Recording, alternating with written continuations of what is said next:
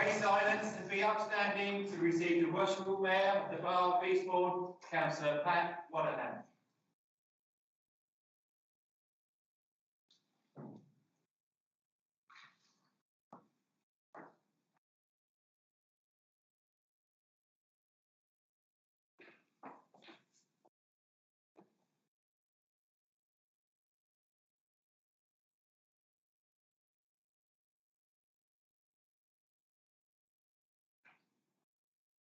Please be seated.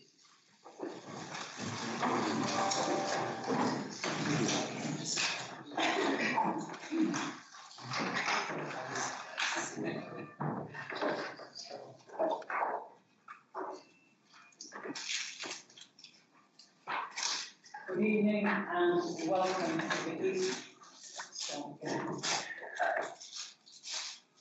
evening and welcome to the Eastbourne Borough Council Fall Council meeting. I am the Mayor, Councillor Rotherham. For councillors wishing to speak, please indicate by raising your hand and speak when called. No speech by a member of the council shall exceed 5 minutes. Please note that this meeting is being webcast. Please be aware that background sounds can potentially be picked up on the live screen. So please only speak when you are talking into a microphone. Thank you. Item 1.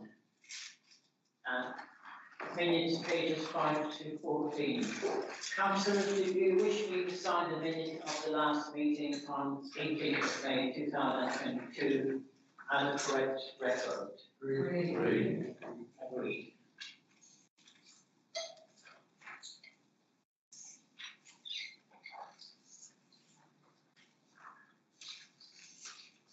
Item 2, declaration of interest. Do any members wish to make any declaration of interest? If you do, can you state the nature of the interest and whether it's personal or prejudicial? Councillor Hall. Yes, thank you, Commissioner.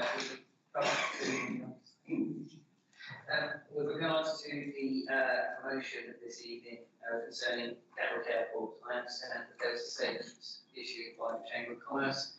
I work for an organisation that has a very close link to the Chamber of Commerce, so separately shared directors. I am a director of the Chamber of Commerce.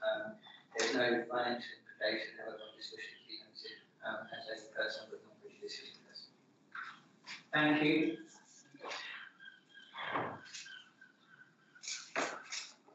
Mayor's item 3, Mayor's announcements. And this is my activity as Mayor and those of Councillor Bowman as Deputy Mayor for June to July are set out on the agenda pack, pages 15 to 18 for information. Can I ask you to bear with me? It's been a busy time and there's a few things I would like and should mention.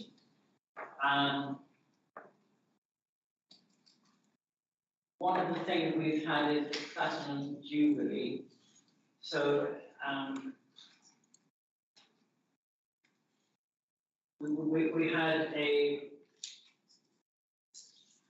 civic ceremony of the Jubilee, which was well attended, and we'd like to thank my chaplain, Dr. Reverend Mike Blanche, for arranging it. Secondly, during time, People Matter received the Queen Award for Voluntary Services, which is the highest accolade that a voluntary organisation can receive, and they also celebrated their 25th anniversary. And I'm sure we all would like to thank them for what they've done over the last 25 years. We had the Platinum Jubilee Carnival, and I would like to thank Mina O'Brien for organising it so well. I attended the finals of the Roxy International Eastbourne Tennis Tournament, something which is very beneficial to Eastbourne. And lastly, I'd like to mention that I attended a couple of citizenship ceremonies. There are lovely ceremonies where we welcome people on the first day of the citizenship.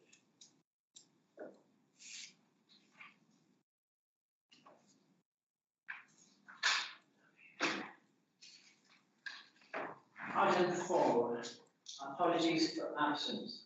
Can I pass over to Simon? Thank you, Mr. Mayor. So I received apologies for this meeting from councillors Ditlock, Dow, Maxted, Meir, Morris and Murray. Are there any others? Thank you. Item 5, public right of address. There have been no requests to speak from members of the public. Item 6, order of business. There's no change to the order of business has been requested. Item 7, conservation area and advisory group. Proposed changes to terms of reference, pages 19 to 24. Can I ask Councillor Wallace to move the recommendations set out in the report, but not to speak to them at this stage? Thank you, Mr. Mayor. I'll move. Do we have a seconder? And do you wish to reserve your right to speak? Please. Are there any amendments? No amendments. Councillor Wallace, would you like to speak? Thank you, Mr. Mayor. Yes, this report came before the Conservation Area Advisory Group on 5th of July. It basically broadens our scope. Currently, we look at the conservation areas and listed buildings within the borough.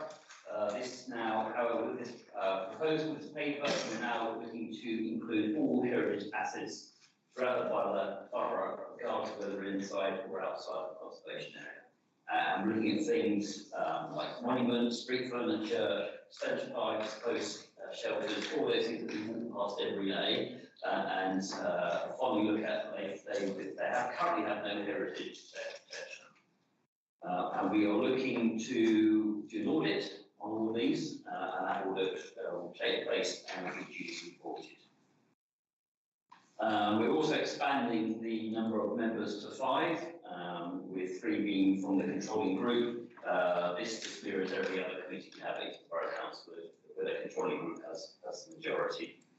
And we're also looking to appoint a vice chair, because currently we do not have a vice chair. We will also have the support of this recommendation from the co-op members. Those are Nicholas Howe and Richard Crook, all those other groups who sit on our committee and advise us to make a contribution. As always, with CAG and other groups, we are not a political body. Here we go, advisory group, and we've changed from CAG to CAG. Thanks. Thank you. Are there any others who wish to speak? Councillor Taylor. Oh, thank you, Mr. Mayor. In a way, not necessarily a great problem with Conservation Area Advisory Committee changing its name to the Conservation Advisory Committee. But as was stated by the proposer, that it's not political. Well, I'm sorry, that's not the way it looks to me. 3 of the ruling group and 2 as the largest ruling group. And sadly, it's strange because I remember I sat on the Conservation Area Advisory Committee, and in those days I used to get very frustrated because the Planning Committee took no notice of what was said. So I made great strides to become a member of the Planning Committee, making sure that I could actually make a difference and make sure that the Conservation Area Advisory Committee were listened to. And I think that's where it's very, very important. But now I'm not so sure that I'm happy with understanding that we have assets throughout the whole of Eastbourne everybody should be proud of, including, I think, street furniture, which we should be proud of. But My problem is the makeup of it. And I think that it should be even, both, so that it's not political whatsoever. And perhaps at this stage, Mr. Mayor, could I move that we do make it an even number, either 2 of the ruling group and 2 of the second group, or 3 of each, which I don't mind, but I think it should be non-political. I'm sure the voters of this will understand that it could cause an awful lot of problems if it starts to become political. And I would hate to see that, because I've always listened to what the Conservation Area Advisory Committee or the Conservation Advisory Committee have to say, which I think is very important. And so if I ask you, Mr. Mayor, if that can be put to a vote, just to see, I haven't organised anything, I've just off the top of my head, I've come here with my advice as a member of the Planning Committee, and I really am sorry that the chairman of the Planning Committee is not here, neither is the deputy chairman of the Planning Committee here, which is disappointing. But I'll leave it there. Thank you, Mr. Mayor. Thank you. Anybody else wishes to speak? Councillor Bellsley, Councillor Smart. Thank you, Mr. Mayor. Thank you, Mr. Mayor. Councillor Taylor's stolen, I don't know thunder, but whatever I was going to have stolen. Yeah, I'd like to second what Councillor Taylor just said, Mr. Mayor, because I've been on CAG for I suppose it's called, for some years, and I thoroughly enjoy trying to preserve what we have in Eastbourne when people are trying to spoil Eastbourne. And I think over those years we've done a pretty good job.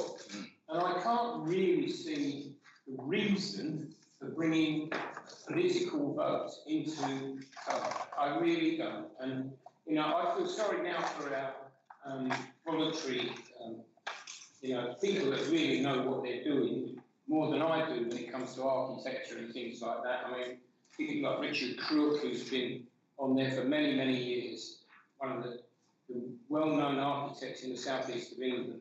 And I just feel that if it's 3 against 2 on the voting measure, then even what they say, which would be independent knowledge, could be just voted out and something would be nodded through. And I just feel we're better off where we are, Mr. Mayor, and just leave it as it is. Thank you. Thank you, Councillor Smart. Thank you, Mr. Mayor. Yes, I mean, Councillors Taylor and Elsie, I support everything they've said, and I've sat on CAG for a number of years, and it's been a wonderful pleasure to actually have a fairly unpolitical discussion, and I think it's worked very well, particularly, Mr. Mayor, and I would say under your chairmanship and under the chairmanship of your successor. Yeah. It is rather contradictory to say that it's not a political body, but then to take out the line that says no requirement for political balance. So clearly I support the proposal put forward by Councillor Taylor. Thank you. Anybody else to speak? Councillor Cross. Thank you, Mr. Mayor. I do agree with Councillor Taylor that CAG should not be political. Our heritage should not be political. We should be working together to protect our heritage. But I don't think that having another member from the controlling group will make CAG political. I think that's down to the members to make sure it doesn't become a game of political football as it's been used fairly recently. Every other group organised by the council is balanced in the way that the controlling group have the majority, and I don't see why CAG should be any different to that. Having an additional member just gives more strength to that group. As I say, it's really down to the members to keep politics away from our heritage. And Councillor Smart, I'll happily have a coffee with you to discuss that. But I think this is a really good move. It protects, these changes will protect our heritage well into the future, and I think that's absolutely vital. We need more members of that group. This adds one more member and also a chair, and I think it's very important to do that. Thank you. Anybody else? Councillor Tubb? Thank you, Mr. Mayor. I welcome the proposals. I welcome the addition to the scope. There's a fantastic book by Edward Dickinson, a local book, with the forward actually written by Richard Crook, around the heritage assets such as letterboxes and drain pipes and things that I like to look at when I'm walking around Eastbourne, which perhaps are not given enough prominence. So I welcome that increase in scope. With regard to the numbers on the committee, sitting on that, I actually think we've been rather good because there's 18 of us and 8 of them, and so we could perhaps say we should have 3 Liberal Democrats and 1 Conservative, because that would be proportionate, wouldn't it? But we're not. We've been much more reasonable than that. We're saying 3 of us, 2 of them, and there's no reason why that can't be non-political. I often listen to my counterpart at the County Council, Councillor Lazier, talking about committees that are non-political. And in future, when I suggest that there's an equality of seats there from the Liberal Democrats, I look forward to the Councillor Bouncy and Councillor Taylor supporting me. Thank you. There hasn't been any amendments, so that the proposed changes have been agreed to. Just to clarify, Mr. Mayor, so the point where amendments were to be proposed were prior to Councillor Wallace speaking to the report, so that's in accordance with our council procedure. Ultimately, it's the view of the Mayor whether to accept what Councillor Taylor proposed amendment are, and according to our council procedure rules, it shouldn't be accepted.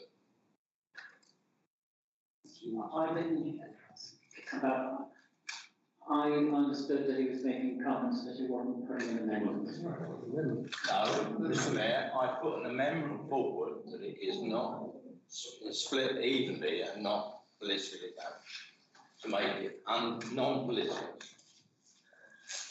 Apologies then if you did. Does anybody want to sum up your So just to clarify, we have a proposal from Councillor Taylor then to accept change with the reduction of the increase in membership, and that was seconded by Councillor Elsey. So in accordance with our procedure, we will then vote on the amendment first. So we'll take that to a vote. So all those in favour of the amendment, will please show. All those against? And any abstentions? It's not political. So that amendment has failed now. So we'll go back to the original proposal. Coming back to the original, and all those in favour of the original motion?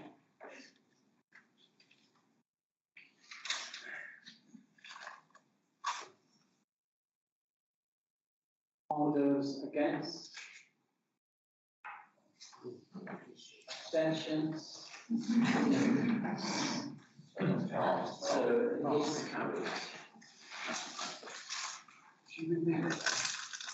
We now proceed to item 8, matters referred from Cabinet to other bodies. Item 8A, approval of additional licensing fees, page 25-26. And I believe that Councillor Vaughan is proposing. Yes, thank you, Mr. Mayor. Yes, I propose the approval of the additional licensing fees. Thank you. And Councillor Tubb, I understand you're seconding and you'd like to wait. Are there any amendments to it? I want to speak to it. No. Would you like to speak to it? No. This is licensing fee. Where's the license?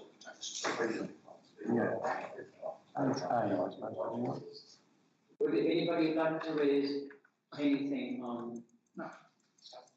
Councillor Taylor. Thank you, Mr. Mayor.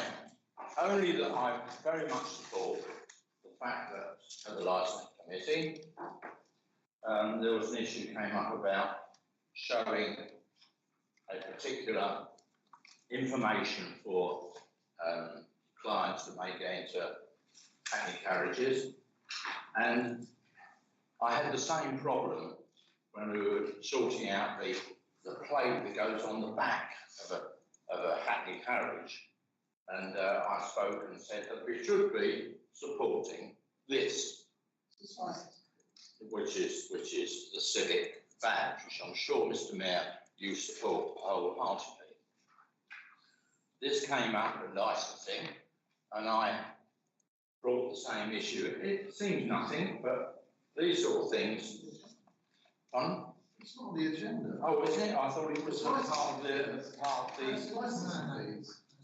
licensing fees, but it's fine. It's on the report. Yeah, it's all right. Yeah. Anyway, Mr. Mayor, wasn't causing any fuss over it. Just happy that the licensing committee approved that your civic badge was put on the back of the information to the general public campaign. Thank you, Mr. Mayor. Thank you. Anybody else want to comment? Councillor Freeland, yes.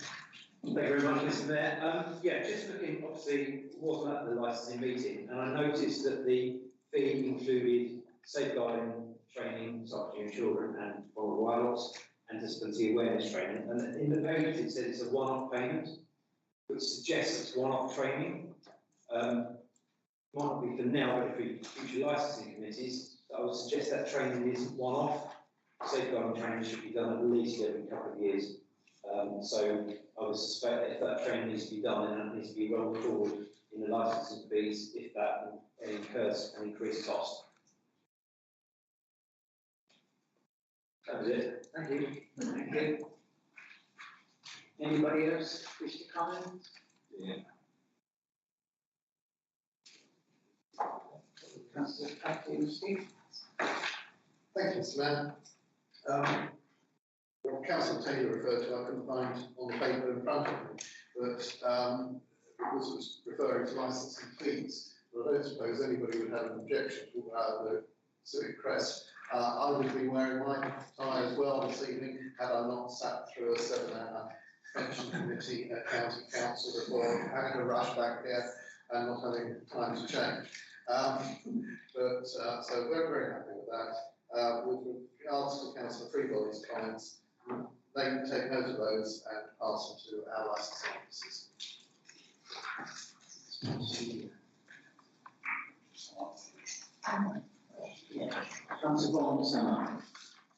Thank you, Mr. Mayor. I do know the item that Councillor Taylor is referring to.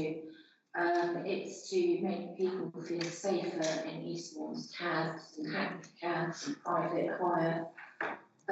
So there are going to be stickers put on the headrests where there are emails, there's a QR code. I did point out that it needed a telephone number, and Councillor Taylor pointed out that it would be nice to have our crest on the sticker for customers of all the taxis in Eastbourne. So that's what that was referred to, and you all agree with that. Thank you.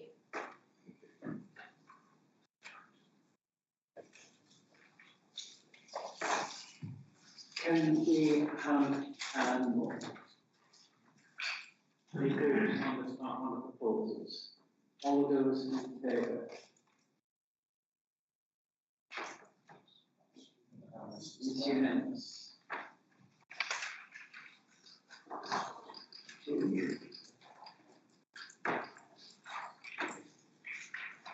Item 8B, Annual Treasury Management Report, Agenda Supplement, pages 3 to 4. Can I ask Councillor Holt to move the recommendation for the report set out in the Agenda Supplement, but not to speak to it at this stage? I'm happy to remove the report and the recommendations laid out in it. Can I have a seconder, please? Thank you. Are there any amendments to be proposed? Would anybody like to speak? Councillor Starr? It's Councillor Hall, then Councillor Starr. Thank you very much, Mr. Mayor. This is a rather technical report, but it is important and integral part of the council's overall finances and performance of this area is exceptionally important. Whilst individual is obviously a matter, performance is best viewed on a medium and long-term basis. It is actually taken report in respect of their portfolio recently has been extremely beneficial and has indeed resulted in savings. And on that, I will take any questions. Councillor Smart. Thank you, Mr. Mayor. The agenda item for tonight says that the report is to follow. The report arrived with a pack of papers yesterday. The report, the Treasury Management report, is not actually in it. I mean, there's quite a significant weakness in terms of the way that we receive information. I've seen the report because I've seen it in scrutiny and I've seen it in cabinet. And there are two substantive items that are not reported anywhere, which are raised in scrutiny and followed through in cabinet. So it is disappointing that we end up with the documentation trail. It doesn't really hit the substantive issues, it just follows through a trail. The substantive issue is that scrutiny, I pointed out that the analysis on 4.3 was actually incorrect in terms of the amount of debt which was due within 12 months. And I could ask a simple question, does this report now show the original position of £5 million approximately of short-term debt due in 12 months, or does it reflect the £46 million after I pointed that out? Now, that is quite a substantive issue. I hope members will recognise that the documentation we're getting is not really very good. The second substantive point, which I won't dwell on today, but I mean certainly I spoke on both scrutiny and cabinet, and that is the strategic question of actually the ability to roll over £46 million of short-term debt in perpetuity. It's an issue, and it means that we're open to interest rate rises and whatever. But I just wanted to put that out. The simple question is, actually, does the report that you're reporting on, I don't think you can see it, is it £5 million in the first year, or is it 46 million in the first year? Thank you. Would anybody else like to speak? Councillor Touch, would you like to sum up? I think Councillor Holt said I'm grateful as always to Councillor Smart. Telling us about figures.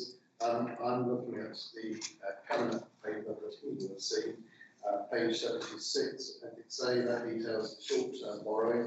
Some of that started in May 2021, some of it through to March 2021, and it expires between January and August 2022. That's the period we're looking at. It was the largest sum of 6 million. But one of the things I would draw attention to is that the reason that we have Treasury management in place is to get the best value for money. And all of those loans were at less than 1%. One of them at 0.07%. So just a very fractional rate of interest. Again, I do contrast, as you know, with the County Council, and I looked recently at their debt and I looked at £266.6 million at an average rate of 4.65%. So I would like to congratulate our Treasury Management team on getting such good value for money. Councillor Holt, sum up. Yes, thank you, Mr. Mayor. With regards to the issuing of reports, Councillor Smart, I'm more than happy to go through with you on that. You will be aware, of course, through recovery and stabilisation, we are phasing out the page reports, particularly for most of the items of both the annual budget, I believe, and finance papers will be continue to be sent. This will also result in much more savings and indeed possibly a bit more efficiency in terms of having reports issued, and I'm more than happy, of course, as we're starting to program and that part of digitalisation, whereas perhaps I chat with you and the project managers with regards to that. In terms of the query, the report itself is quite clear that it's on behalf of Cabinet, and so it's the Cabinet report that we are approving this evening.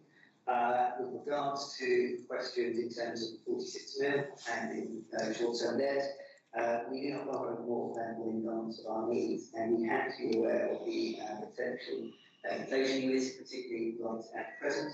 We do have a very diverse portfolio, which includes long-term, short-term, fixed and variable, and we seek advice from professional credit management. So, absolutely comfortable in the level of debt we currently have. We now move to vote. All those in favour of the recommendations in the report, please show their hands.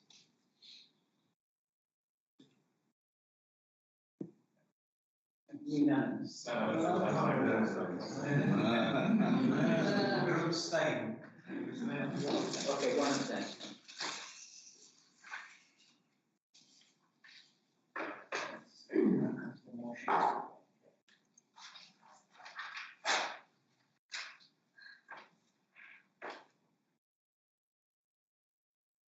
We now come to item 9A, motion and support for Gatwick Airport Northern Runway. Can I ask Councillor Scott to move the motion as set out on page 2 of the agenda, but not to speak to it at this stage? Thank you, Mr. Mayor. I certainly move the motion. Thank you. Can I ask Councillor Carr to second the motion? And do you wish to reserve your right to speak later in the debate? Thank you, Mr. Mayor. Yes, I second motion and reserve the right to speak. Thank you. Thank you. There has been an alternative proposal tabled by Councillor Swansborough. And Councillor Swansborough, can I ask you to move the alternative proposal, not to speak to it at this stage? Yes, I'd like to move the alternative proposal. Can I have a seconder, please? Councillor Holt. And do you reserve your right to speak later? Can I now ask Councillor Smart to speak to his proposal? Thank you, Mr. Mayor. It is indeed a pleasure to propose support for a business activity. I must declare a historic declaration of interest. I helped my company achieve 25% of Gatwick's capacity, in addition to operations from 19 regional airports in the UK. Gatwick is my backyard. The UK has more than punched its weight in aviation, but in recent years it has been stymied by the bureaucracy surrounding airport expansion. Whilst the world, particularly China and the Middle East, but also dinosaur entities in Europe, have developed tens of additional runways, and in some cases airports, each year, the UK has been paralysed and business has suffered. For China, its tens of airports, with over 100 new airports predicted over the next 10 years. So Heathrow lost its crown as the busiest international airport, but Gatwick continued to be the most intensively used single runway in the world. I received the following statement of support for my motion from Eastbourne Chamber of Commerce. The Eastbourne Chamber of Commerce is part of the Alliance of Chambers in East Sussex known as ACES, an organisation with 4,000 members across East Sussex. Since 2015, ACES and the Eastbourne Chamber have supported the development of a second runway at Gatwick Airport and were disappointed that approval was given to Heathrow over Gatwick. To make our case, we met with then Chancellor George Osborne and the then Secretary of State for Transport for Australia in Eastbourne, and we tried to persuade them that the expansion of the airport is vital to the economic success of the county, especially for our manufacturers and our visitor economy. Even the chambers in the flight path are supportive of the second runway, so long as emissions and noise levels were kept within legal limits. Since then, Gatwick Airport has become carbon neutral, and emissions and noise levels from aeroplanes have been reduced as aircraft technology has improved. In Eastbourne, we were encouraged to learn that despite the pandemic, Gatwick Airport is prepared to invest in developing the northern runway to increase passenger numbers and provide competition for Heathrow. This is vital for businesses across East Sussex and for coastal communities like Eastbourne that rely on both national and international business. In Eastbourne, 28% of jobs are part of the visitor economy and many more are in the supply chain. Pre-pandemic, almost 5.5 million visitors came to Eastbourne each year and spent over £500 billion. 13% were overseas visitors, but we want to increase this number.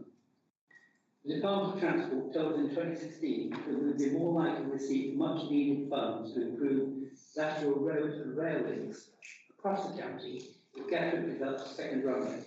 This means that the A27 will be upgraded to an offline superhighway, away from the South Downs National Park and improving the closer communities between Gatwick and Hastings. The first solar panelled aircraft will be displayed as airborne this year and will start to be used commercially over the coming years. We therefore encourage Eastbourne Borough Council to support the development of the Northern Runway at Gatwick Airport to safeguard jobs and the economy of Eastbourne and East Sussex. Signed by Nicky Fisher, President, and Christine Eubank, Chief Executive of the Chamber. Yes, in 2019, 392 residents of Eastbourne were employed in the aviation sector, and thousands in East Sussex. The proposal for the Northern Runway increased the capacity of Gatwick by a modest 30%, and so an expected increase directly in jobs to Eastbourne residents of around 100. As a business case, the estimated cost of the proposal of £500 million is much better than £8 billion for the second runway, original second runway proposal. The South East of England must remain internationally competitive with adequate infrastructure and connectivity. Eastbourne has great opportunities if such connectivity is provided to enhance its international tourism offering, and particularly its conference sector with the welcome of it. Clearly, there needs to be a balance between the economy and the environment. The aviation sector has made huge technological strides on the environment. The aircraft are much less noisy, but on carbon, it continues to improve. Gatwick Airport itself became the first London airport to be carbon neutral in 2017, excluding aircraft fuel. It is committed to be carbon neutral, including fuel, by 2040, 10 years ahead of the national target. Biofuel itself can cut emissions by 70%, and this is currently constrained by production. The UK aviation industry is doing a great job of preserving our business connections while meeting environmental targets. I commend this motion. Thank you.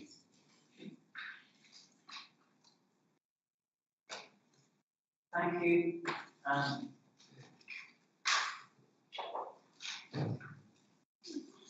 Councillor Swansburg, before you move your alternative proposal and speak to it, can you please read out the proposal, the amended proposal?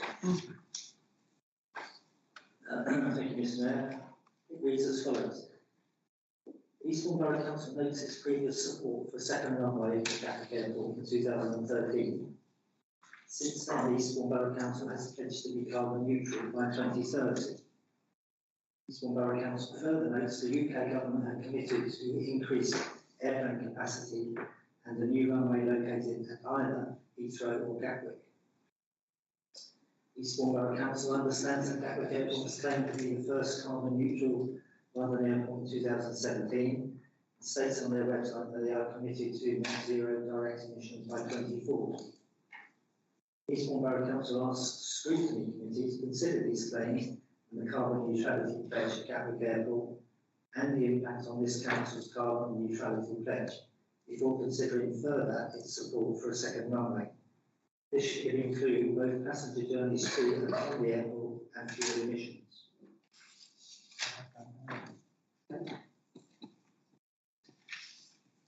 Is that my 5 minutes? Yes.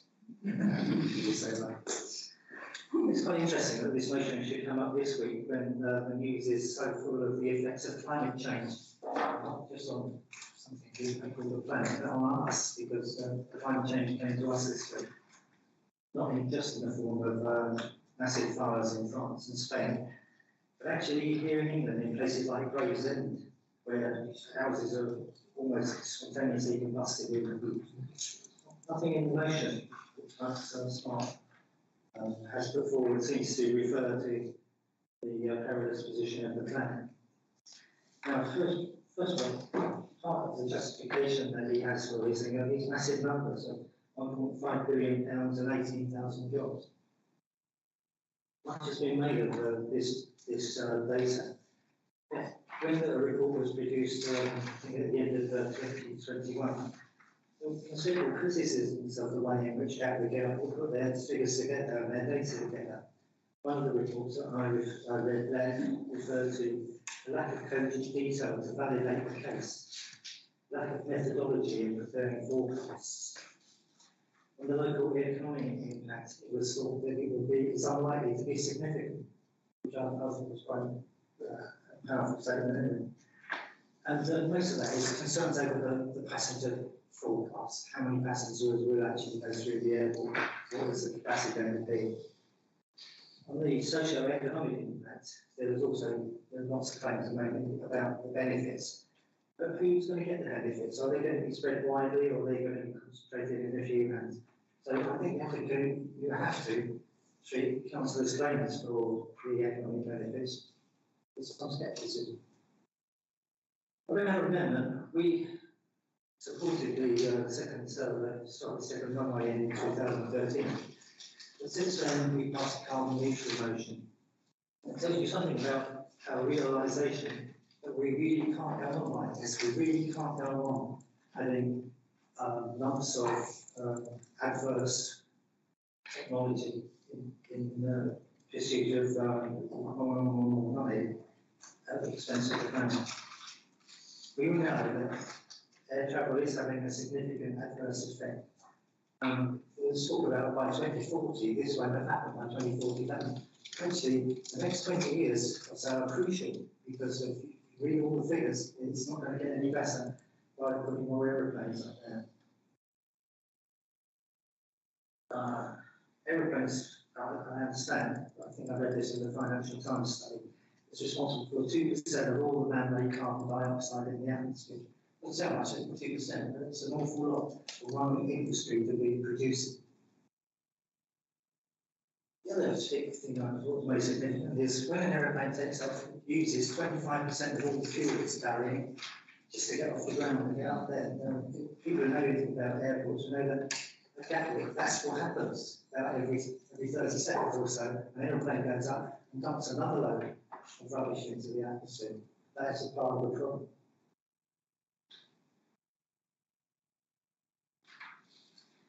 So, given the criticisms of the way in which the data in Gatwick's submissions were compiled originally, we would like to have a further study of what this data means, rather than just accept numbers that are thrown at us in the middle of a council meeting.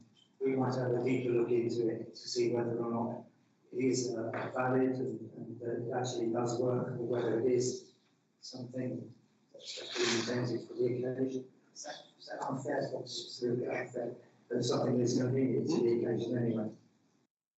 So, what we're trying to avoid is that, my concern is that we could finish up with the worst of all worlds on this. We could finish up with another additional runway capacity operating in Vegas part and crippling the planet while having no benefit from this particular corner of the southeast Asia.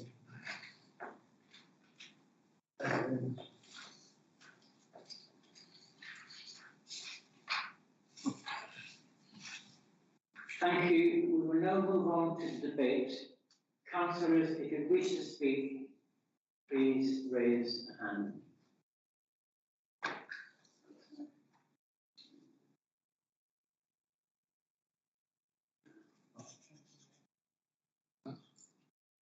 Councillor Burton. Thank you, Mr. Mayor. Councillor Smart stated that 13% of visitors to Eastbourne were international, but are we prepared to destroy our planet in order to increase that percentage? Would it not be better to embrace the growing domestic tourist economy? Eastbourne will always welcome tourists. We are a tourist town, but we also need to be sure, and absolutely sure, that it is not at the cost of our planet. Thank you. Councillor Brown. Thank you, Mr. Mayor. I just wanted some clarification on this, really, about the role of scrutiny in this, because I'm a member of the scrutiny committee, and I felt that our role was to scrutinise decisions made by the council rather than making recommendations on an important matter like this to the council. And I also have to say, that I am not a great supporter of increased air travel. I'm not a great supporter of airport, but I go along with it because it's in the to the financial benefit of the town. And this would be also, particularly as the Chamber of Commerce are supporting it so strongly. So, first of all, I'd like some clarification about why scrutiny, or is this just kicking the can down the road? And the second one is, you can't say, well, we're not going to support that, but we will support this, because that makes your position look untenable. I just wanted to make those points because basically I wanted some clarification on this, about why it's coming to scrutiny and what our role will be in this. Thank you, Mr. Mayor. Councillor Freebody. Thank you, Mr. Mayor. I would like to support the amendment, actually. I think that's quite a sensible idea. Having a look at it first. Scrutiny, been previously, so I'm a member of the Scrutiny Committee. That's right. Scrutiny can look at these things. So, although it scrutinises things that the council does, you know, scrutiny has also looked into the DGH, for example, and other things that affect people in this town. So, saying scrutiny can't do that is not fair, and actually it's something that scrutiny can do and get its teeth into. I do think with some of the claims that are on, I believe use the word anyway, banning about, I noticed on Gatwick Airport's website it says about being carbon neutral by 2017. They were carbon neutral, that's from their direct emissions, not from planes taking off, which is your job as an airport, which last time I checked was around planes landing and taking off, which really should be counted. So I think it is a sensible idea for scrutiny to look at, looking into it. Councillor Smart, I will take umbrage when we reference China, they're building more airports. I don't think China's the right route to go down when we're looking at the expansion of airports, you know, opening vast coal mines, etc. You know, we can do all our bit, and you know, great if we can get carbon neutral by 2030, but China, the way they're going, it's almost sort of, well, what's the point, if I'm going to be quite frank and honest with you. So it's almost alluding to the fact that we need to follow China's lead, but I don't think we need to follow China's lead. I think if anything's shown us with the pandemic, around getting goods to and from and around the world with supply chain issues, actually, I think we need to look closer to home around manufacturing and what we want and what we use. It's very easy to get cheap products from China because they're convenient. Well, that's short-term thinking for me. And then there's the other point, and someone, I think Councillor Lamb alluded to it earlier. We have this juxtaposition then. Oh, we don't, you know, we need to look into this because of the carbon emissions, because of what Gatwick spews out, we have airborne. So we're not, Councillor Swansborough, Borough, I have to say, you know, we're not devoid of our own responsibilities there. So to sum up, I think it's sensible for the Scrutiny Committee to look at this. I think the Scrutiny Committee has got the teeth, they can look at it. It might take time, but if you look at it, have the impact, councillors from all sides around the table, you can then get to a sensible position from the council, Gatwick Airport, rather than just a motion. We had so many motions in the last council meeting, the last year, sort of lost touch, and I'm not sure what impact they have, but if we're going to do this, then I'd like to look at the sustainability. I think scrutiny is the way forward to do that. Thank you, Mr. Mayor. Thank you. Councillor Whitby. Thank you, Mayor. Firstly, I just wanted to say two quick points. I understood that the Conservative Party were always in favour of scrutiny, and surely if that means scrutiny of data underpinning a policy that we're going to agree as a council, that would only be a good thing. Really what we're doing is opening the door to this project for you guys to look at it. The great thing about the amendment that Councillor Swansborough has actually proposed is it doesn't dispute Councillor Smart's. Surely if the data quoted and the figures are correct, then Councillor Smart's motion and the data will carry. Councillor Wallace. Thank you, Mr. Mayor. Yeah, where to start?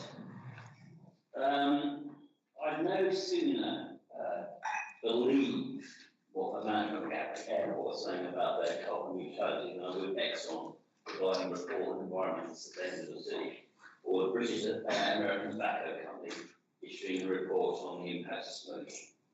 It's obviously self-interest. That's at play here. And it does concern me that, yes, again, the impact of what we do in the environment is on the back burner. Once again, 40 degrees yesterday, not just one spot in the UK, instead we have fires in France, Portugal, Spain, Greece, China, severe floods in places like Sydney and India and Spain. Every continent, every country is feeling the impacts of climate change. Global warming. These are real. So to say that, yes, we acknowledge that, an air show battery environment, or that second long-wave battery environment, doesn't do for the greater good. What greater good is that? Can I ask? When the environment is in such a poor state, we can't keep pushing this issue to the back burner or kicking it down the road. We've got to take it seriously, or we don't. Carbon neutrality and airports, wow. Also, they're all in the same sentence as well. And we think about the impact of, as Councillor Swan was mentioned, of aircraft taking off and landing. But it's not just that, it's all the infrastructure around it, the people travelling to the airport. It's the freeing up, if you're talking about building additional roads, it's the freeing up of land between roads that then create more houses. And let's face it, the South East has had a lot of house building and a lot of development that has impacted on our environment. We need some levelling up in this country. A race to the bottom, if you want to consider the amount of airports that China is building, we need to try and keep up with them? No. We need to find a different way of doing things. If we're going to invest in transport infrastructures, we do need to look at railway and public transport. Airports, runways, road building is simply not the answer. And we know that for the damage it's currently doing. We can go over and over again and say yes, but no, it's here, it's real. And either we do something about it or we don't. So I can't support Councillor Smart's motion. I do welcome it going before the scrutiny committee because this will be scrutinised. I simply, as read out, I don't believe what's Gatwick Airport saying. I'm also want to comment on the 18,400 new jobs that we created. We can't fill many of the jobs in our own country as it is. Unemployment has not been so low since 1974. Now, we could look at Brexit, but I'll leave that one for now. We could look at COVID. I'll leave that one for now. But currently, if we create more jobs, there's no one to fill them unless we bring people in to do them, which is something Councillor Smart opposed because these are Brexit. I'll leave that one for now. So, you know, currently there's 900 flights coming out of Gatwick. What's horrible for people who live around there? 1,800, 1,200? I mean, you know, these will impact on people's lives. So I would say, can we please start taking the environment seriously? We have passed a motion in this chamber about becoming carbon neutral. Let's put our money where our mouths are and start implementing policies and putting pressure on those organisations that emit damaging gases into our atmosphere, because we can feel the impact of it. So I would urge colleagues to oppose Councillor Smart's motion, and I'll support Councillor Swansborough purely because I want to get people in front of the scrutiny committee so I can really drill down some of these claims they're making. Thank you, Mr. Mayor. Thank you. Left to speak, I've got Councillor Holt, Councillor Vicara and Councillor Smart to sum up.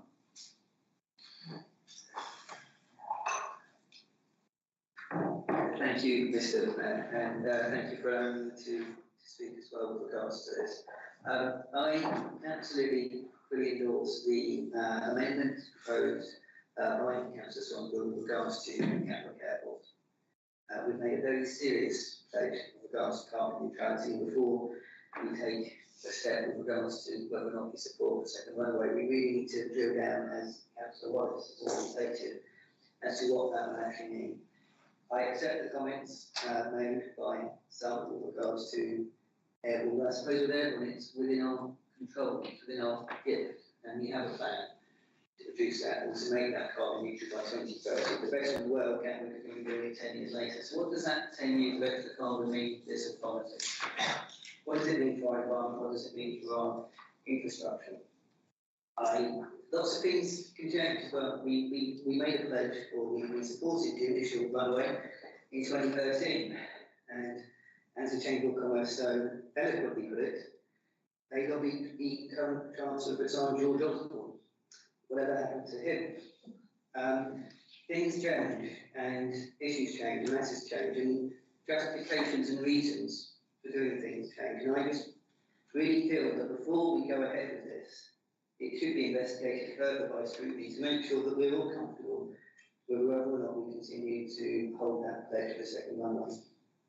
Carbon neutrality is incredibly important, and it's something we all need to be reminded of. In all the reports we have, we state what the carbon impact or the environmental assessment is of that. That's not done as part of this assessment. We don't know what the true economic benefits will be of any second runway or Gatwick expansion. And I know that there have been conflicting reports from the various LEPs and pressure groups and lobbyists. It's a bit of a minefield, it's a bit of a maze, and I think that scrutiny is the best place to help this. I have been on scrutiny a while ago, and we investigated a whole range of issues. It wasn't just things that the council had direct control of, it was things that impacted the authority. A27 was one that we spent a lot of time on.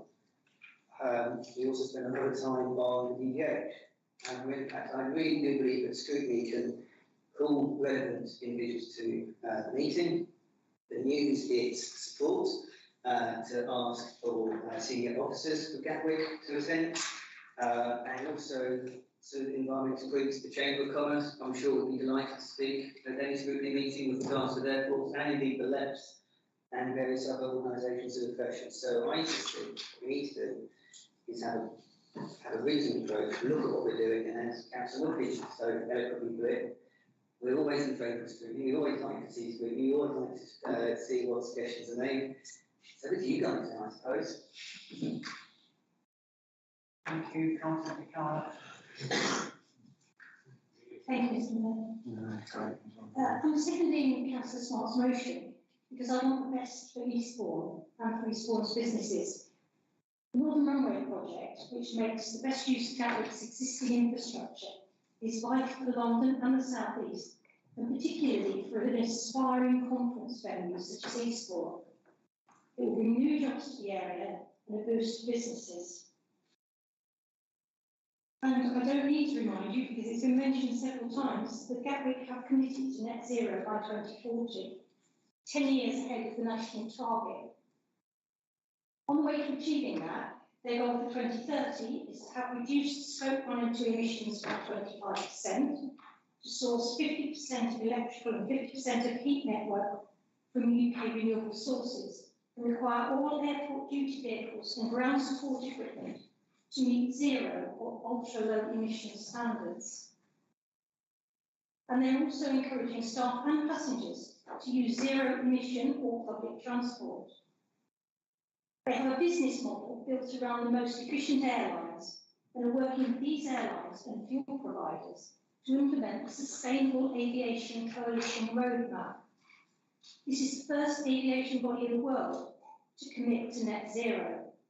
This in line with the government's Jet Zero strategy, producing sustainable aviation fuel. So, improving opportunity in the area and in a sustainable way. I believe the Northern Runway project is good for Eastbourne, and I believe that this council should be wholeheartedly supporting it. Thank you, Stan.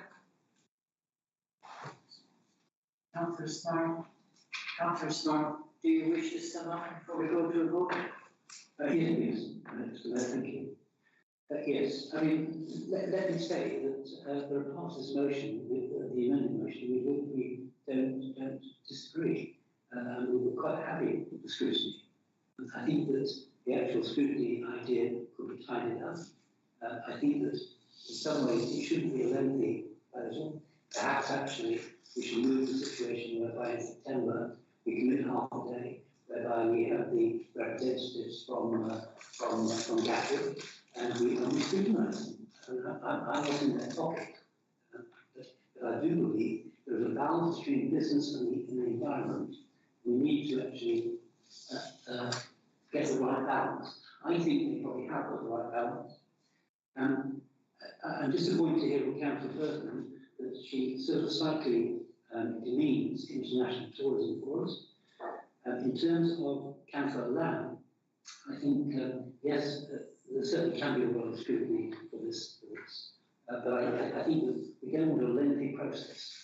I think if we put across a timetable of one afternoon where actually those who have, I recognise, what people I describe as eco-fundamentalists, they should possibly bring their experts because they may need them, and let's really scrutinise this issue. In terms of Council Freebody, I think there is an issue in terms of China. I'm disappointed. My point about China is simply that what Catholic is proposing is frankly a drop in the ocean. That is the point that I'm putting across.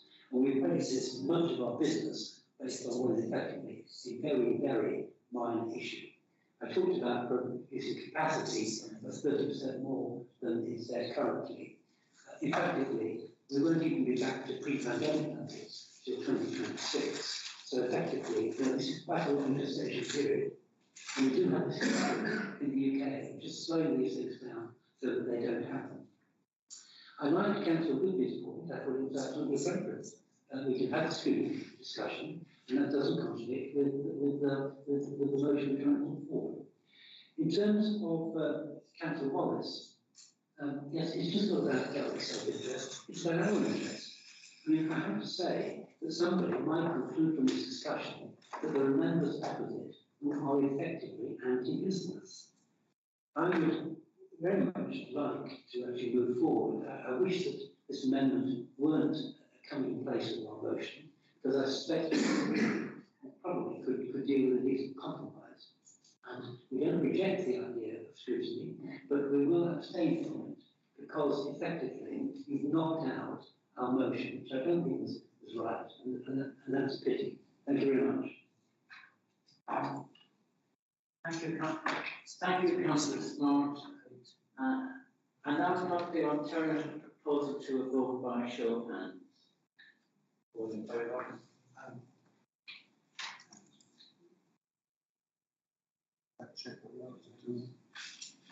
Any against? Abstentions?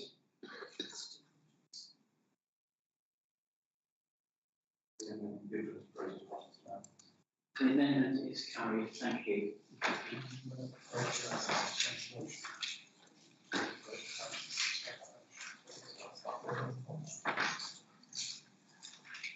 Mr. Mayor. Yes. Yeah, on a not a point of order, but I don't consider what has just been voted through an amendment, to be perfectly frank. I think it was a totally new motion and should have been treated as such. And I think the word amendment was used about 3 times from Councillor Swansborough and others on that side. It wasn't an amendment. Amendment is where you change 1 or 2 words within a thing, a motion. It's not to ignore one and put another on it. So really, we should have another vote now on the original motion. But I mean, there you go. I really do feel that we're losing democracy in this chamber because it's being ruled over. It's just being ignored. And through you, sir, I just ask that we can ask the democratic services to look at what is a motion, what is an amendment, and what happens. That's all. Thank you. Thank you, Councillor. So let me just clarify for those present that within our current constitution, amendments can also constitute an alternative proposal to what is being advised based on the motion. So within the grounds of the constitution, that was acceptable for the way that's responsible.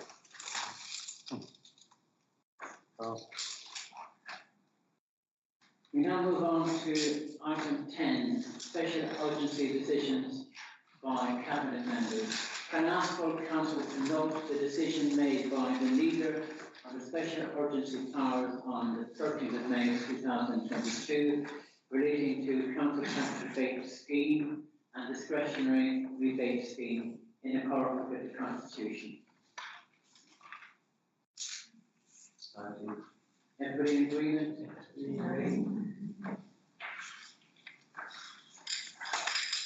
Item 11, update of appointments. Can I ask full council to note the appointments made by group leaders of the delegated authority since the last meeting, as set out on page 3 of the agenda. Smart. Thank you, Mr. Mayor. I would like to talk about the new roles cabinet and member property assets, heritage assets and communications. It seems unbelievably wide in scope. Excuse me, Councillor Smart, are you moving anything?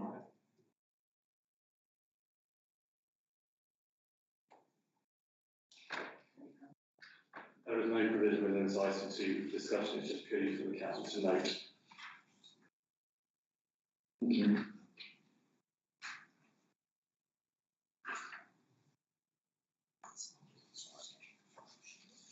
We now come to item 12, discussion and minutes of council bodies. Minutes of meetings at the last council meeting have been circulated on the agenda document and on the table agenda supplement. Requests to speak on specific minutes have been received and have been made by Councillor Wallace, Holt, Shuttleworth and Shaw. I will take them in the order that they were received. Item number 1, Councillor Wallace has requested to speak in respect to item 12F, cabinet minutes of 13 July 2022, which are on the agenda supplement, minute 14, the homeless and rough sleeping strategy. Councillor Wallace, can you speak to this item? Thank you, Mr. Mayor. First of all, I'd like to congratulate and thank Councillor Shuttleworth and Mr. Moon and his team for the work that they're doing to tackle homelessness and rough sleeping within the borough. We've come on and leaped and bounds over recent years. It's a significant improvement to where we once were. My concern is not really in relation to Eastbourne Borough Council, it's more of a national issue.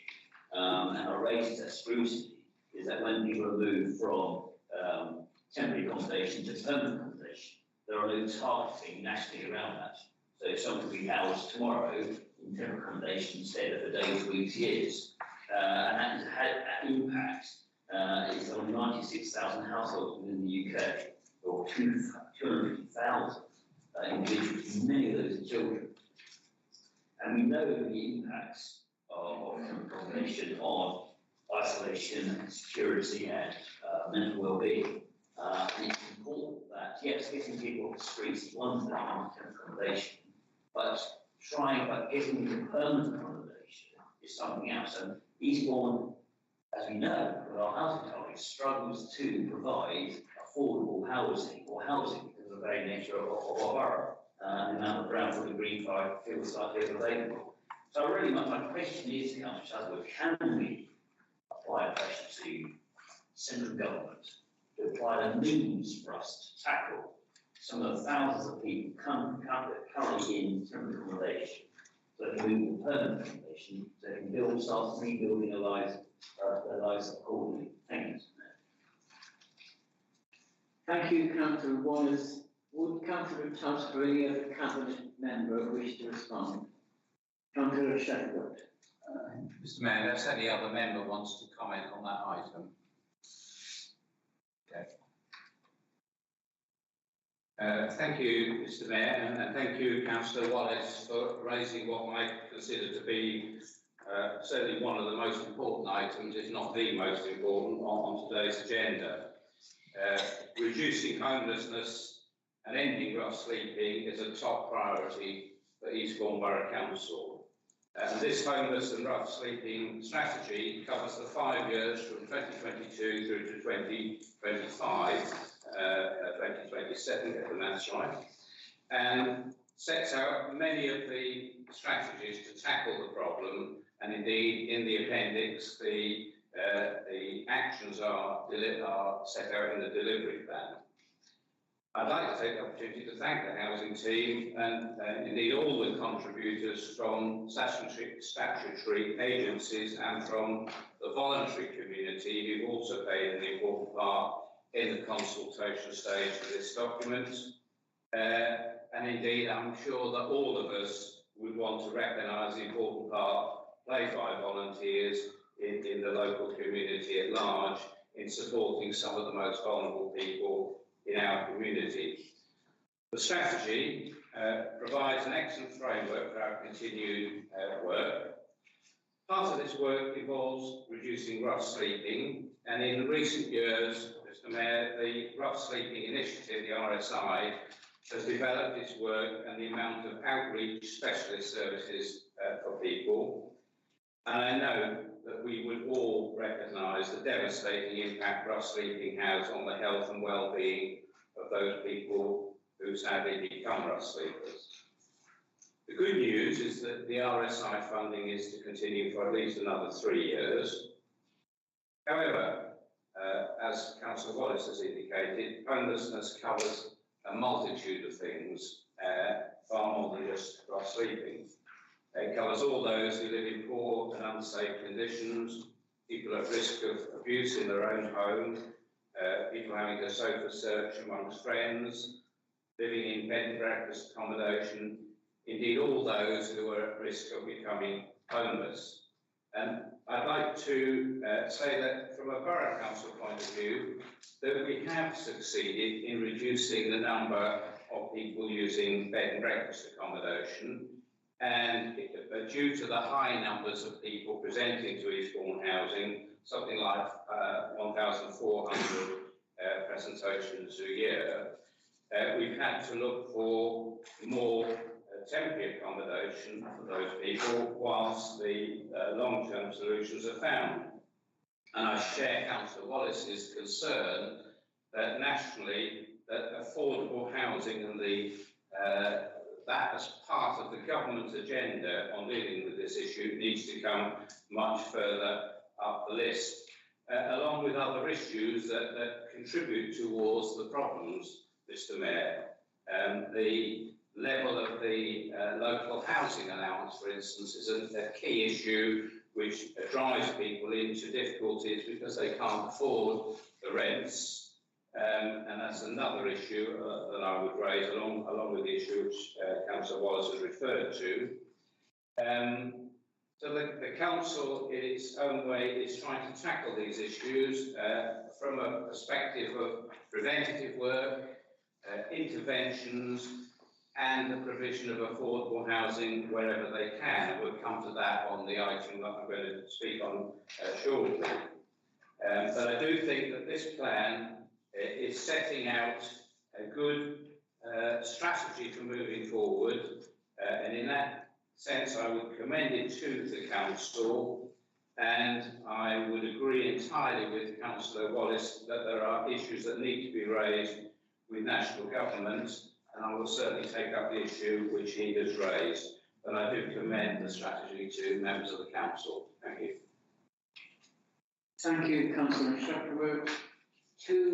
Councillor Holt has requested to speak in respect to item 12F, cabinet minutes of 13 July 2022, which are on the agenda supplement minute 15, review of planning policy and licensing of HMOs.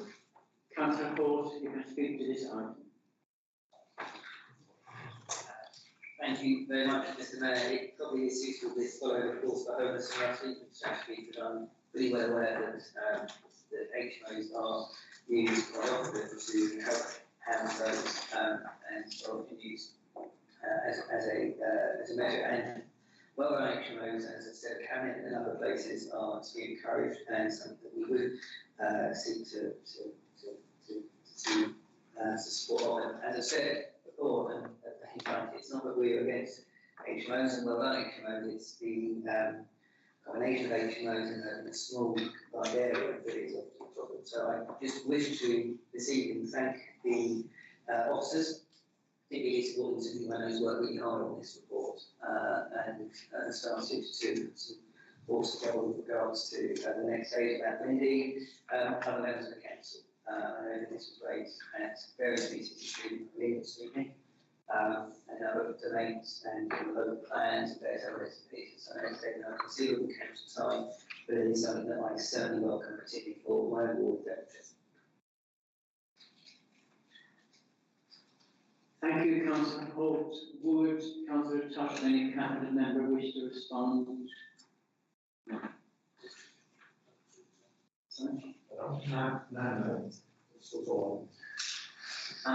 Item 3, Councillor Shuttleworth has requested to speak in respect to item 12F, cabinet minutes of 13th of July 2022, which are on the agenda supplement, minute 18, housing development update. Councillor Shuttleworth, can you speak to this item, please? Thanks. Thank you, Mr. Mayor. In some ways, it follows on a bit from what I was referring to on the previous item. I'm really pleased, actually, to be able to present this report to the full council. The housing, the need for more affordable housing in the borough is obviously paramount and something we would all recognise. The difficulties that we have in terms of the boundaries with the sea and with the downland area and with Pevensey levels and the borough boundary to the north as well, in finding sites for affordable housing for the borough is extremely difficult. But I want to talk about two particular aspects to bring to the attention of the council.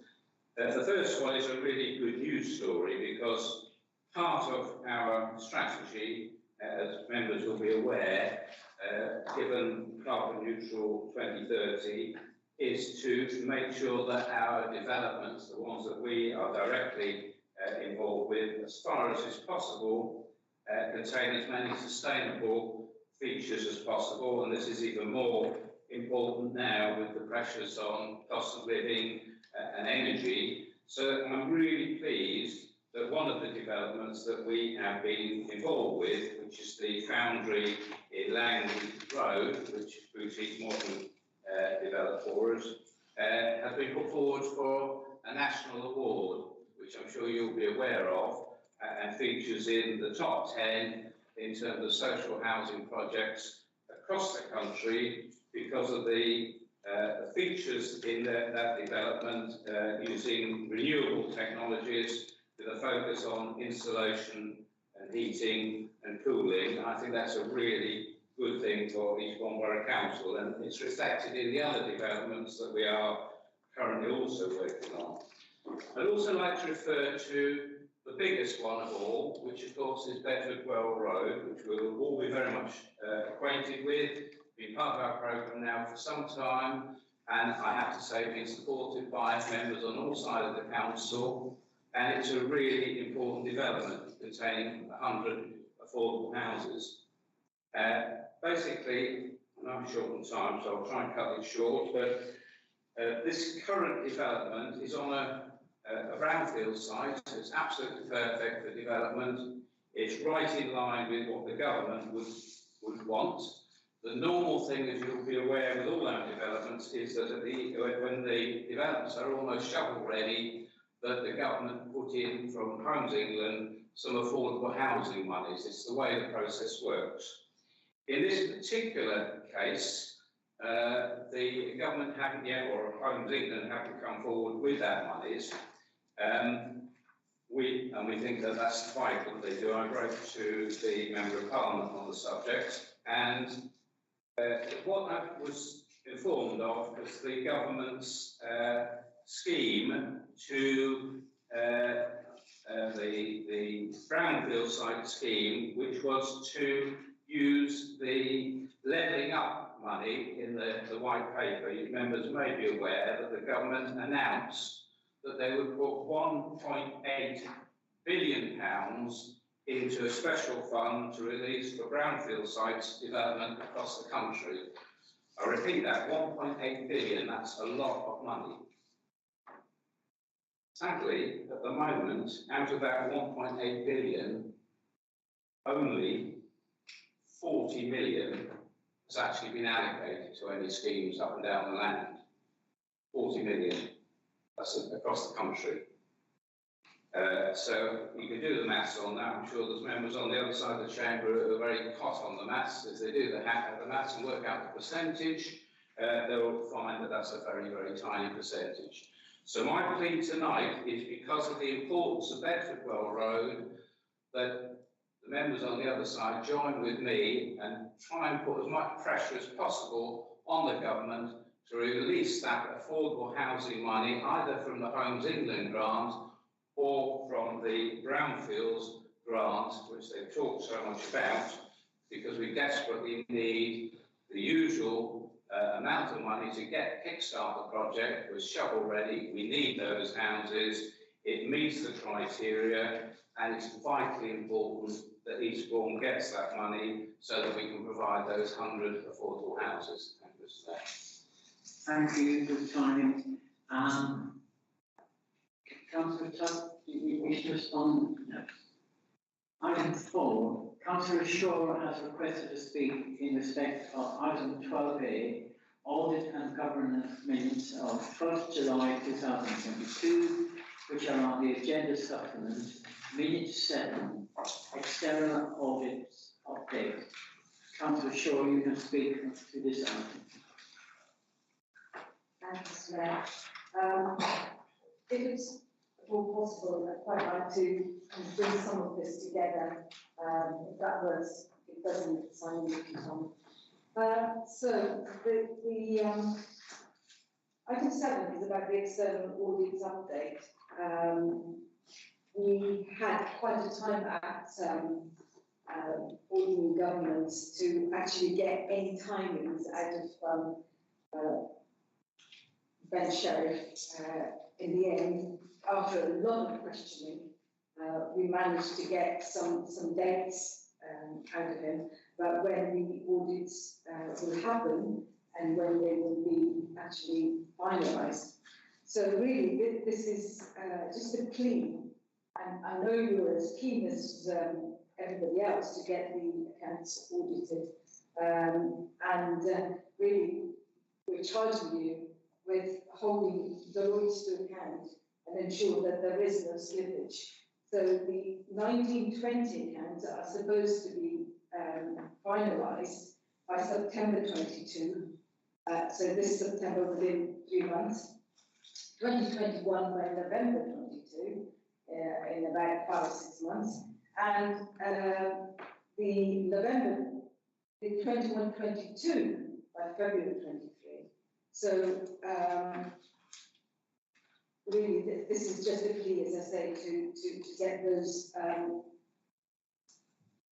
sorted out. And let's hope that there are no skeletons hidden in these years, as there were in the 2018-19 accounts about laying the ice.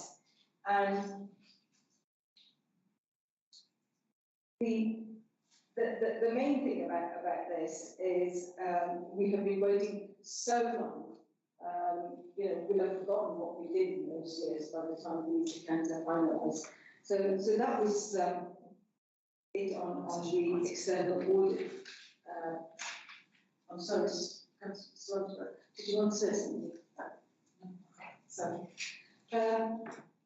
So that's me on 7.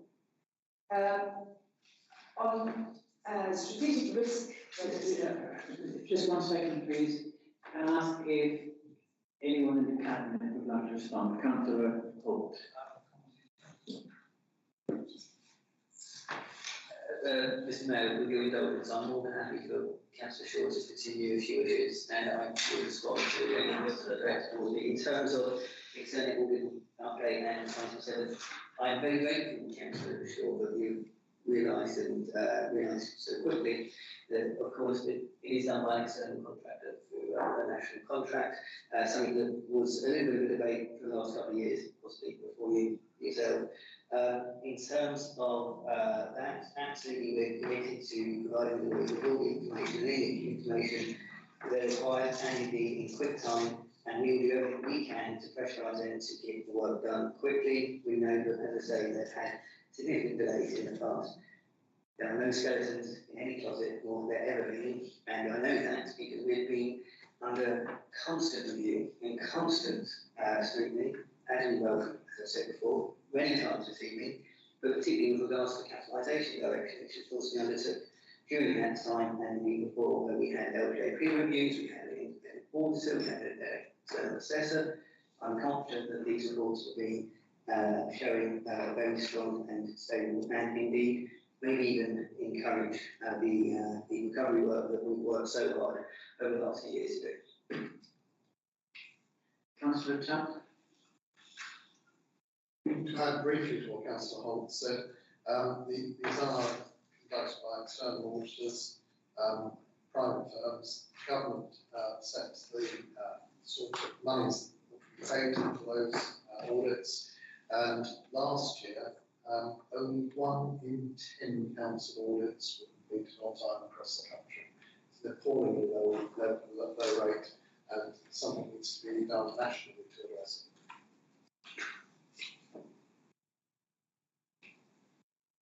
Item 5, Councillor Shaw has requested to speak in respect of item 12A, audit and governance minutes of the 12th of July 2012, which are on the agenda supplement.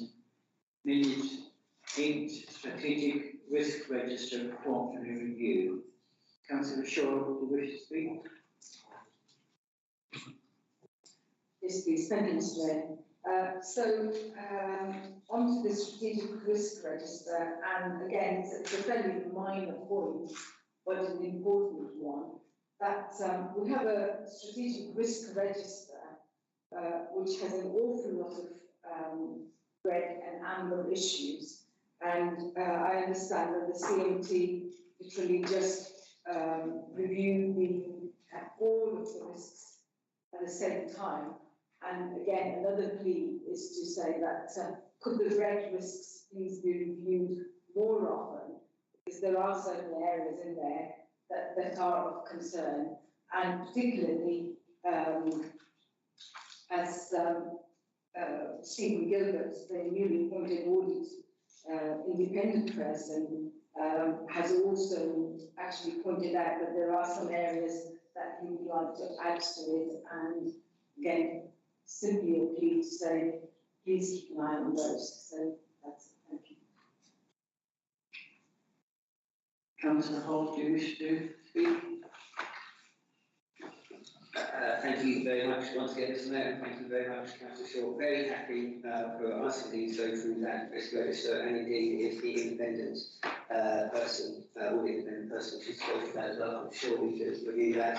I would say again, for the sake of comfort, if you like, that it is quite interesting sometimes being a dual actor. I had the pleasure of sitting on audit and governance, audit at County Hall with Councillor Swansburg, and they showed us their strategic risk register, of which I believe, I need to check this, apologies, I can do this afterwards, that many were red and many were amber, and they had been for at least 4 years. So, that includes protecting children, it includes value for money, it includes various other big issues. So I'm very happy to have that as a county point, maybe a little bit later after the meeting, but rest assured, I'm more than happy to work with yourself, Councillor Shaw, and indeed Mr. Gilbert, to discuss any areas of concern in terms of risk register. Thank you. Item 6. Councillor Shaw has requested to speak in respect of item 12A, audit and governance minutes of the 12th of July 2022, which are on the agenda supplement.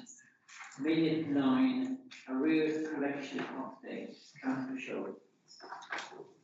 Thank you again, Mr. Mayor.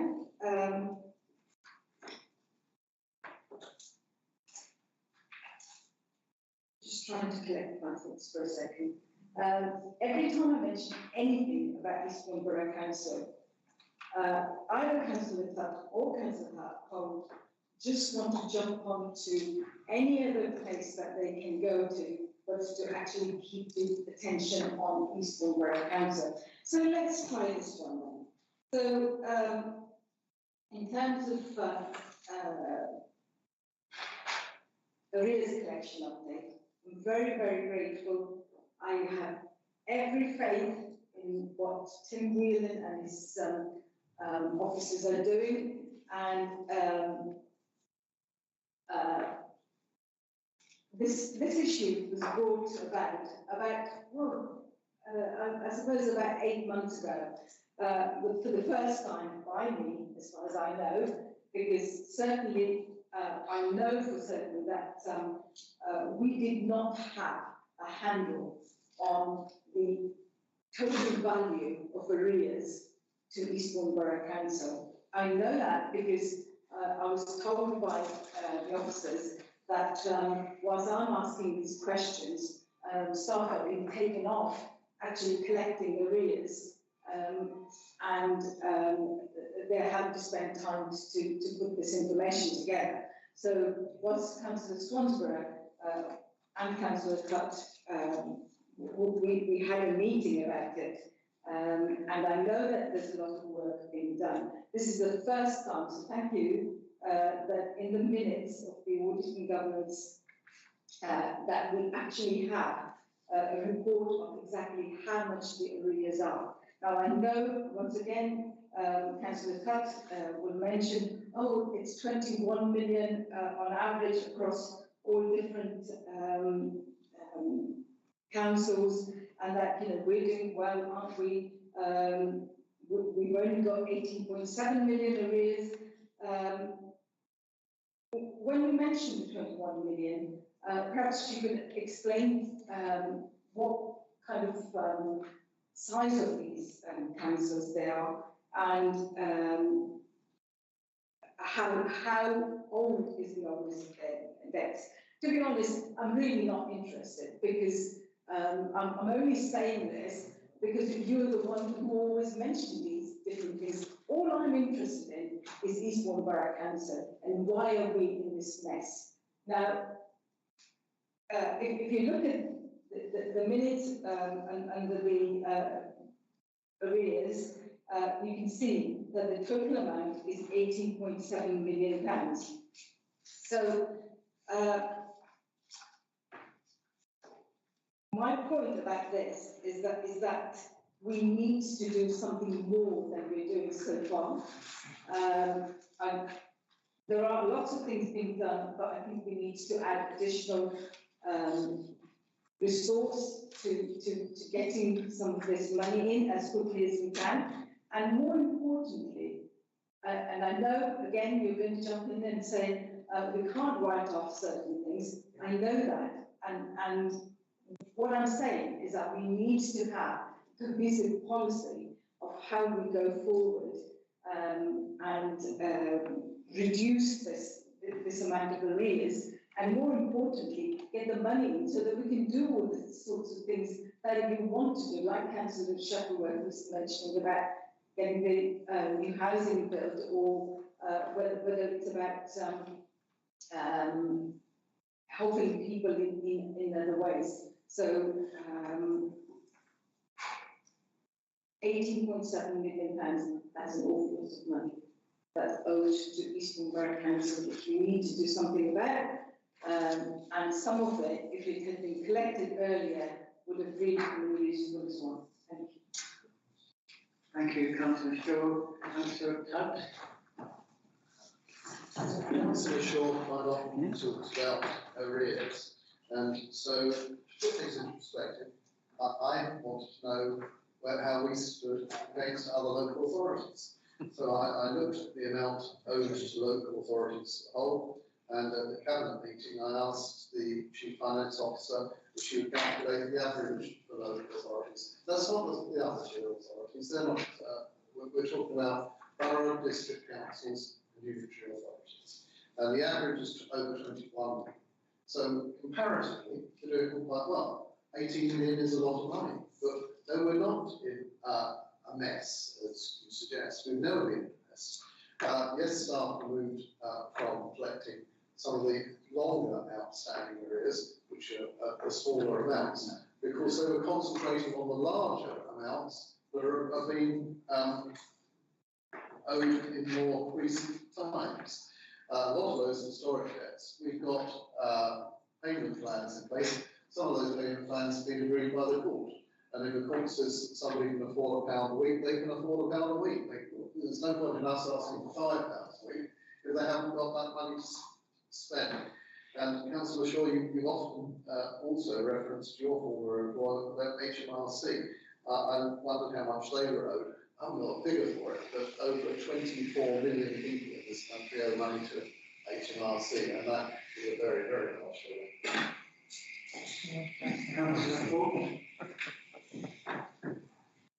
Thank you very much again, Mr. Mayor. I thank my colleague councillors up there for his intervention. I will just repeat, if you like, or try and trace what's already been stated in the government report, because again we hear things are being collected, not overly true. Indeed, it's not so much expenses, officers are burdened over their anger. Again, sometimes I have issues with the ways that our colleagues speak about officers.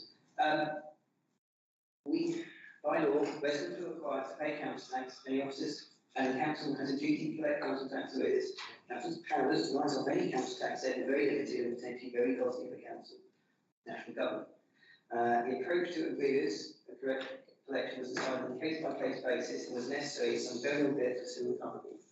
Recovering them is on a case-by-case basis, as Councillor Tuttle alluded to. Of course, some of these people who are in debt with us have very difficult financial circumstances. It takes time to go through the courts, it takes time to go through other recovery action, and indeed what we don't want to do is put them further into debt by charging them to more than they can afford, particularly with the cost of living crisis right now. The years referenced in the report were those with the oldest debts. Analysis of old debt had been due to complete in Q1, however the deadline has been extended after resources are diverted to be able to administer the government council tax energy rebate scheme, which was still ongoing. So again, our officers who are working very hard and working on recovery and working on collection council tax, working on collection business residents of our government, and quite rightly, and I did well with me, we'll continue to work with me. Additional support for households and businesses and grants and bits and pieces, which isn't factored into the start financial year, and we then have to put together award-winning schemes that actually pull this off. And that is without even contemplating, I know the opposition disagree with me, but without even contemplating the impact of COVID on our court systems, which meant that for most of the debt that was accrued throughout the year, we weren't able to go through the liability orders and the processes that you need to do to legally enforce the debt. So our officers work really hard around the clock to try and engage with residents, try to engage with those outstanding debts to recover that debt, and do so in a practical, sensible, and considered approach given the COVID crisis. So again, I have issues with some of the comments and some of the language used about our officers by the opposition. Thank you, Mr. Mayor. Councillor Shaw, I hardly know where to start and might need to collect my thoughts as well.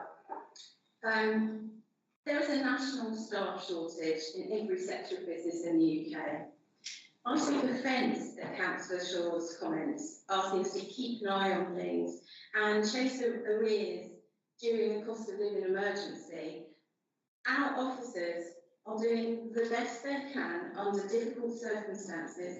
Brexit, and I will say the B word, and the global pandemic have hit hard. So I would like to take this opportunity to thank our officers for the amazing job that they've done in incredibly difficult circumstances. Talking of skeletons in closets and making comments without any basis in fact, or even commenting what those might be, is absolutely inappropriate. So I just as I say, want to say a massive thank you to our officers for the incredible job that they do. Thank you.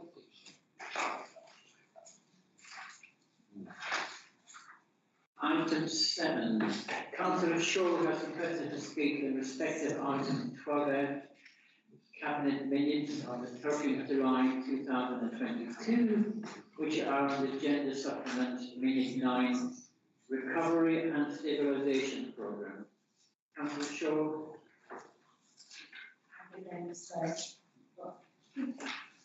I will make this quick because I know we all want to go home. At no time have I said anything about the officers. And so I just wanted that recorded, please. I've said how their teams are doing really well. So I'll leave that at that one. A very small thing about recovery and stabilisation programme. Again, I'm working with, as much as I can, both with the Chief Finance Officer and the Chief Executive Officer around the recovery and stabilisation programme. But I still have difficulty in understanding how £750,000, which is a housing subsidy, can be called as a saving. For those who know most about recovery and stabilisation will know that. So that's the only thing I wanted to say about that. May I carry on unless anybody else? Sorry. No.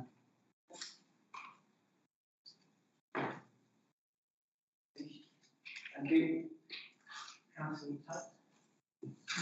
I would simply to answer that question, and you'll find that the same is true of all local authorities and other businesses. They set targets for saving. That can be by way of reduced expenditure. It can be by way of grants that come your way.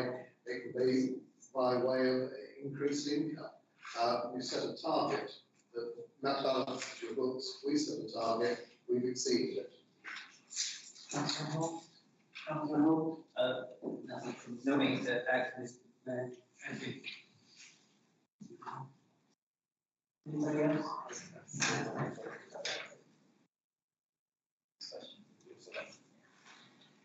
Item 8, Councillor Shaw has requested to speak in respect to item 12F, capital opinion of the 3rd of July 2022, which are on the agenda supplement. Minute 10, cost of living crisis. Councillor Shaw. Thank you again, Mr. Mayor. I simply wanted to, and I'm so glad that certain people of the other side have mentioned the cost of living crisis, and I wanted to really link, that's why I was saying if I could do that, about the arrears collection.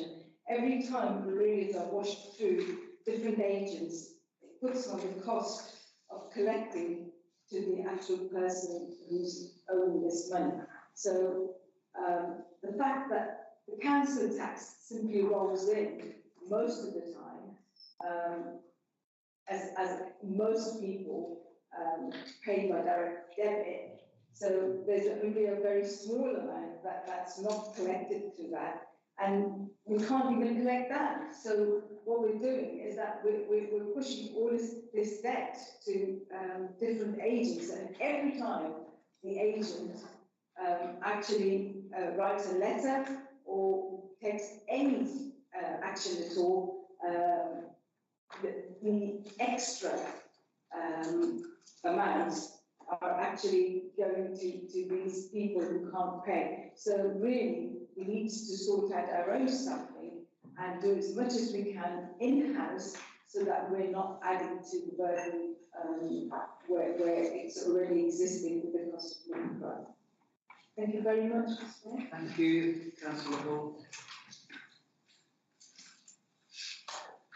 Thank you once again, Mr. Mayor, and thank you for that point, Councillor Shaw. I absolutely agree that when it has to go to payback action or further recovery action, it does, of course, increase the cost.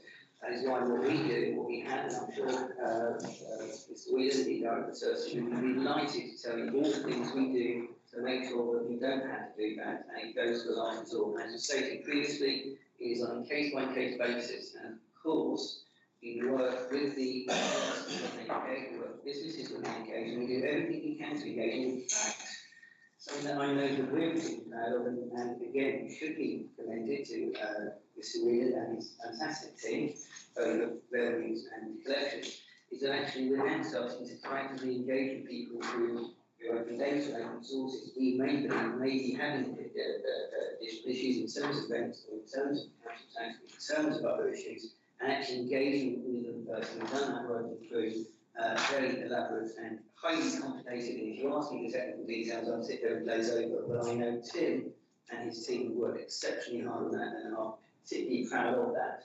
And I would encourage any councillor who wishes to learn more about that to seek Tim and the team, and perhaps we could organise some training or some understanding of that further as our office. But rest assured, as you said, we don't just say, you owe us council tax, we're going to take this forward, we're going to do recovery action straight away, we're going to send it on to a third party, we're going to do this, we're going to do that, we're going to incur debt. We do everything we can before that stage so that we can collect in a timely, quick, and efficient manner. Sadly, not every resident engaged with us, and absolutely do have to take further action, but where we can, we do. And actually, prevention is better than cure. And where we can, we try and do preventative measures before they get into that stage, so that we can help and engage with them, give them the advice and services they may need. Councillor Babarandi. Thank you, Mr. Mayor. I'm really heartened that Councillor Shaw has brought this item up on the cost of living crisis, because it was only at the last full council meeting that members will remember that members on the other side attempted to remove any mention of a cost of living emergency from historic motion that we tabled. So I'm very pleased to see that they've finally woken up and appreciate that this is a serious problem. I'm also really honoured to first of all see that the leader of the council and the cabinet have approved the creation of a new role of a cost of living champion, and this speaks to the importance that us at Eastbourne Borough Council place on this issue, and the importance of making sure that we beat this emergency. And I'm even more honoured that I've been nominated as the individual to take up this post. Now, I'm particularly honoured because we've done some amazing work as a council on this, and this role and the work that I will do in it will build on that work. We made that landmark declaration just a couple of months ago to force the government to wake up. In fact, only a couple of days after we made the declaration, the government U-turned on an idea that had brought out the Liberal Democrat proposed windfall tax on super profits of oil and gas companies to help bring bills down. I'm really pleased that we put pressure on in that way, and indeed that many other towns and cities have followed in making similar declarations. Lewis District Council did one earlier this week. London has declared a cost of living emergency. Dundee, Cheltenham, the list goes on across the country where Eastbourne leads. Others are following. And I'm also really pleased to hear that Lewis District Council has followed our lead in creating a cost of living emergency grant scheme as well, to ensure that cash reaches individuals who are most affected by this emergency. And in particular, will reach those who otherwise we might struggle to reach with traditional forms of support. And I know very rightly that Councillor Lamb in the cabinet meeting, when she was addressing, spoke about the need to target those individuals who, for whom dignity poses a barrier to uptake. And that's certainly something that will lie at the heart of the distribution of this fund. But what this role, cost of living champion, certainly the way that I will exercise, will build on the work of the cost of living emergency summit that I was delighted to convene a couple of weeks ago on a cross-party basis. A number of members on this side were in attendance. Our MP, unfortunately, wasn't able to attend, but we came up with some fantastic ideas, bringing together the likes of the Food Bank, Citizens Advice Bureau, and lots of others at the forefront of tackling poverty in our town, to look at what local innovative solutions we can collaborate on to get out of this cost of living emergency. And so I welcome the Cabinet's approval of the decision for the cost of living champion to be involved in the consultation on the distribution of the cost of living emergency grant scheme. And I will continue engaging with community groups across our town to build on that understanding of the needs that we have in the context of this cost of living emergency, to ensure that my advice that I offer in that process helps the cash get to where it is needed most. And with that, with the seriousness that this council is treating this emergency, I am absolutely determined and indeed confident that in Eastbourne, where we were the first to declare a cost of living emergency, we can be the first town to beat this cost of living emergency. Thank you. Thank you. No other speakers. So, can I have a proposal to accept the minutes? Seconder, Councillor Holt. The minutes are accepted. The date of the next meeting is scheduled for the 16th of November 2022. The agenda is now complete. Can I close the meeting at 7:50? Thank you for your attendance. Have a good evening.